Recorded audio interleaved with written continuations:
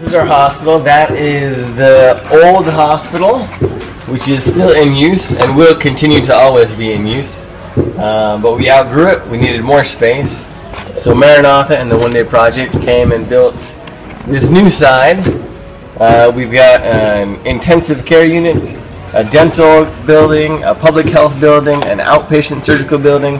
This is our operation theater with 2 rooms. This is a maternity ward, a prenatal consultation ward. Over there are 2 private wards. We're going to have a restaurant, kitchen, sleeping area over there. Anyways, they came and they built all these wonderful structures for us. Unfortunately, they are still empty inside, without any plumbing, without any electricity whatsoever. So they're not, in a pinch, they'd be inhabitable. But ideally, yeah, we have a lot of work yet to do before we can really start using them. All, or at least 90+% of the stuff needed to finish plumbing and wiring is here. I know we've got kilometers worth of electrical cable and tons of plumbing supplies. I'm no plumber, I'm no electrician, but the people who are tell me that we have all of it, or at least close to all of it.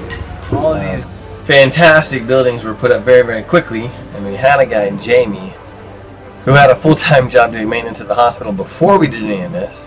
He's a master plumber, carpenter, electrician. He could do anything, build a house. But then he left, and virtually nothing, very, very little has gotten done in the last year. It certainly is out of my area of expertise. There's somebody who would be interested, who feels like God has given him the talents and the call to come finish this work. That would be fantastic.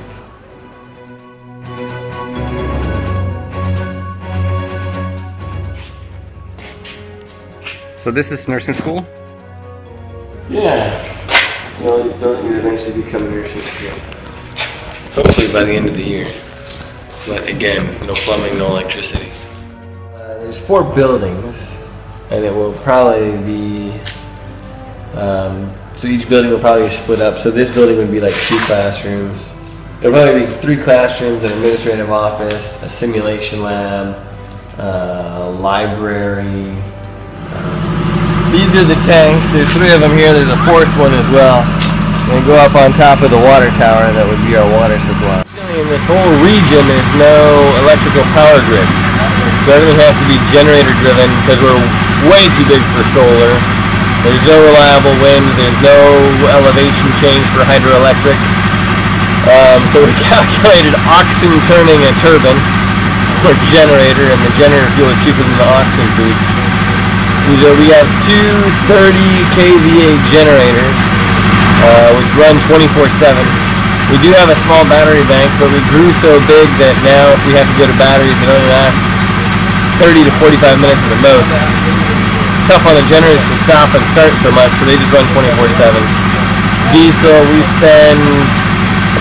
think we spend about $25,000 a year on diesel.